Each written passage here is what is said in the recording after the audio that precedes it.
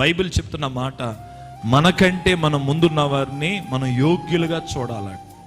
కొంతమందిని చూస్తామండి, అవతల వాళ్ళంటే ఎంత చులకనోనండి. వీళ్ళకి డబ్బున్నవాడు అక్కడ కూర్చొని డబ్బు లేనాడు అక్కడ కూర్చోడు అనుకోండి, వీళ్ళ చూపులు వీళ్ళ మీద ఒకలా ఉంటాయి, వీళ్ళ మీద ఒకలా ఉంటాయి. అప్పర్ క్యాస్టోడ్ ఇక్కడ ఉండి లోయర్ క్యాస్టోడ్ ఇక్కడ కూర్చున్నాడు అనుకోండి, అప్పర్ క్యాస్టోడ్ ఒకలా చూస్తారు, లోయర్ క్యాస్టోడ్ ఒకలా చూస్తారు. వీడు కొంచెం ఎంబీబీఎస్ చదివాడు, వీడు కొంచెం ఇంటర్మీడియట్ చదివాడు అనుకోండి, ఇంటర్మీడియట్ చదివాడు ఒకలా చూస్తారు, ఎంబీబీఎస్ చదివాడు ఒకలా చూస్తారు. ఎదుట వ్యక్తిని మీకంటే యోగ్యులుగా నువ్వు చూస్తేనే నీలో దేవుని ప్రేమ ఉన్నట్టు. హీనంగా చూస్తున్నావంటే మనలో దేవుని ప్రేమ ఉన్నట్టు కాదు. కొంతమందిని చూస్తాం, వాళ్ళు ఎంత హీనంగా చూస్తారో ఎదుటి వారిని, అసహించుకొని ఇలా చూస్తారే, ఏళ్ళేంటి లెక్క చేసేది అన్నట్టు చూస్తారు. ఎప్పుడు నా మాటే నగ్గాలి, ఎప్పుడు నేనే కనిపించాలి, ఎప్పుడు నా పేరే మోగాలి, ఎప్పుడు నా మాటే నగ్గాలి. అది దేవుని ప్రేమ కాదు.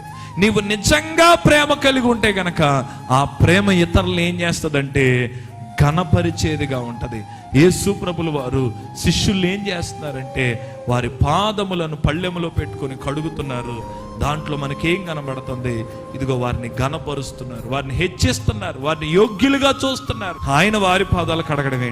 ఆకాశం నా సింహాసనం, భూమి నా పాదపీఠం అన్నటువంటి వ్యక్తి, 7 నక్షత్రములు కుడి చేత పట్టుకున్న వ్యక్తి ఒక పామరులు పాదములు కడిగారంటే అందులో మనకేం కనబడుతుంది?